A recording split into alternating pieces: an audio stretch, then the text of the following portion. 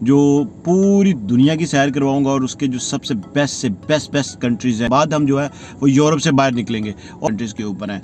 तो शेंजन में आपको पता है स्कैंडिनेवियन जोन भी है। आप पहुंच जाते हो और आप पीआर ले लेते हो, अपनी सेटलमेंट बना लेते हो, वो आपकी पीआर आपके हाथ में पकड़ा देता है।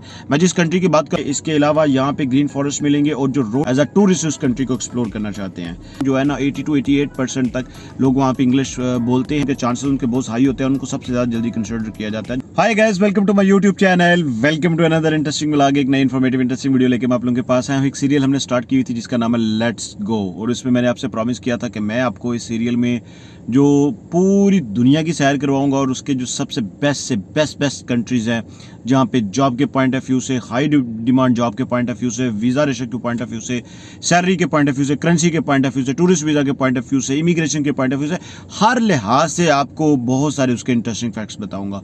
हमने इससे पहले 4-5 वीडियोज़ बनाई हैं, उसमें डिफरेंट आप ये कह सकते हैं कि पोर्शंस को या पार्ट्स को शेंजन जोन के हमने कवर किया हुआ है।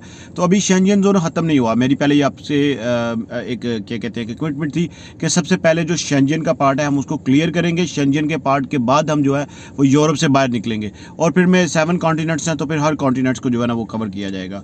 तो आज की जो वीडियो है इसमें मैं सबसे ज़्यादा आप लोगों को इंटरेस्टिंग फैक्ट्स बताने जा रहा हूँ 2 स्कैंडिनेवियन कंट्रीज़ के।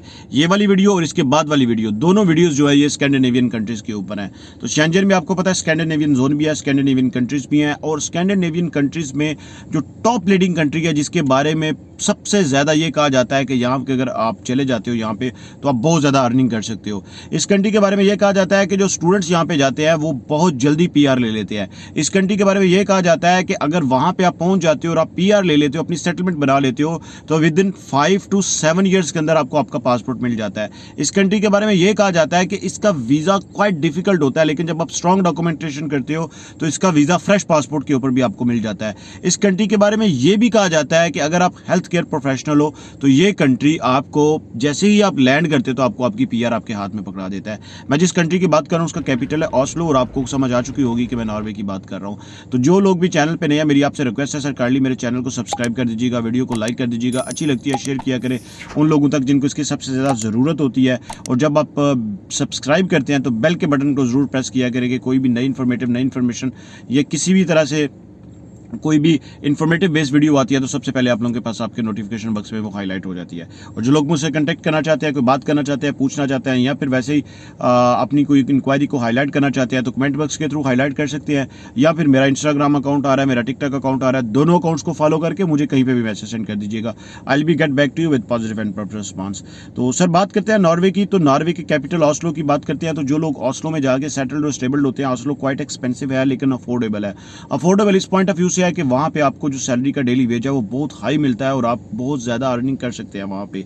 अगर हम टूरिस्ट वीज़ा के पॉइंट ऑफ व्यू से बात करते हैं तो नॉर्वे को बहुत सारे लोग इस वजह से भी विजिट करते हैं कि वहाँ का जो एक लैंडस्केप है वो क्वाइट नेचुरल और क्वाइट डिफरेंट लैंडस्केप है rather than the other Schengen parts और अदर यूरोपियन कंट्रीज़।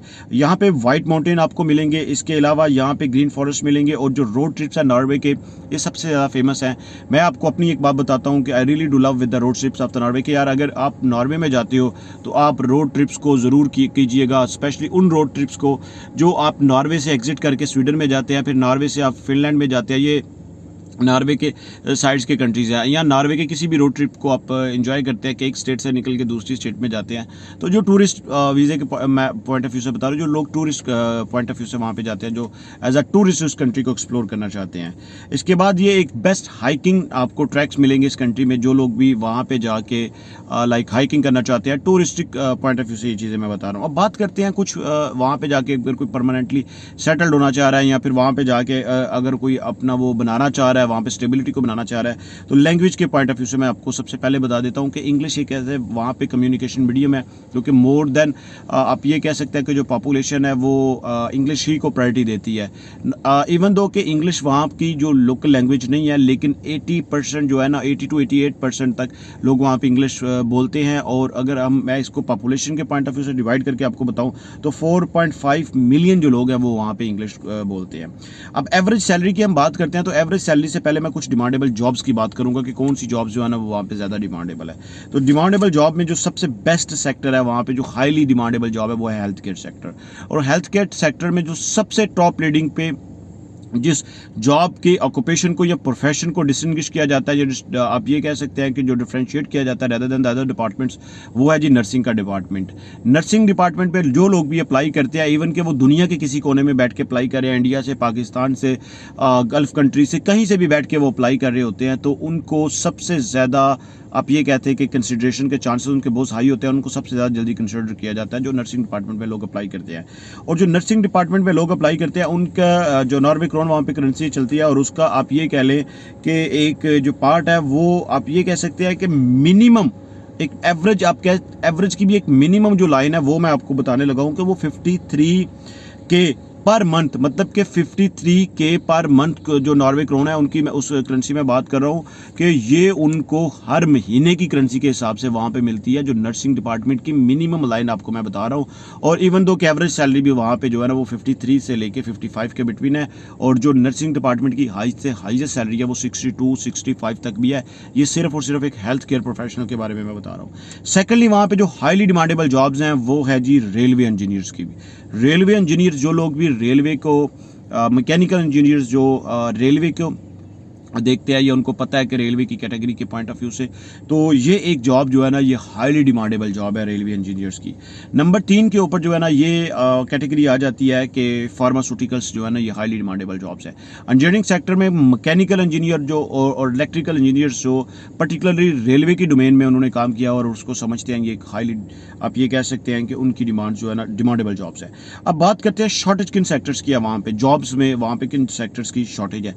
ये तो डिमांडेबल जॉब है, लेकिन एक जॉब्स हैं जो शॉर्टेज है। शॉर्टेज में हम लोग ले सकते हैं हेल्थ केयर का एक डिपार्टमेंट है, शॉर्टेज है, और हेल्थ केयर में टॉप लीडिंग पे नर्सिंग डिपार्टमेंट है, इसीलिए इनकी डिमांड भी है।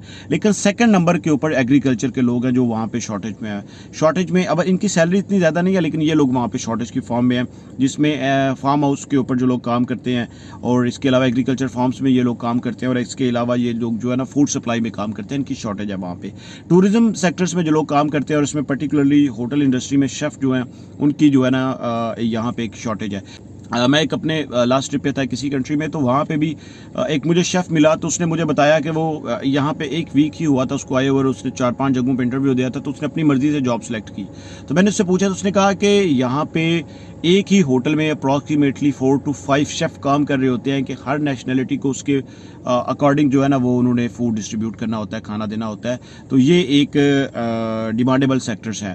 तो इस वीडियो में आपको मैंने काफ़ी सारे इंटरेस्टिंग फैक्ट्स बताया नॉर्वे के बारे में। अब वीज़ा की बात करते हैं, जहाँ पे जो लोग जाना चाहते हैं तो उसकी कैटेगरी है। अगर विजिट वीज़ा के पॉइंट ऑफ व्यू से जाना चाहते हैं तो शेंजन के डॉक्यूमेंटेशन की चेकलिस्ट है, वो मेरी सारी वीडियोज़ आप उनको देखिएगा। और अगर आप वर्क परमिट के पॉइंट ऑफ व्यू से जाना चाहते हैं, वो भी मैंने वीडियोज़ बनाई हुई हैं, आप उन वीडियोज़ को जाके देखिएगा। कोई आपकी इंक्वायरी हो, कुछ पूछना चाहते हैं, कुछ शेयर करना चाहते हो, कहना चाहते हो, तो मेरे इंस्टाग्राम को, टिकटॉक अकाउंट को फॉलो करके मैसेज कीजिएगा, और आप कमेंट बॉक्स के थ्रू हाईलाइट कर सकते हैं। तो ज़रूर शेयर कीजिएगा, अपनी ओपिनियन ज़रूर दीजिएगा। मिलते हैं एक नए इंटरेस्टिंग ब्लॉग में, तब तक के लिए स्टे ब्लेस्ड, अपना ख्याल रखिएगा।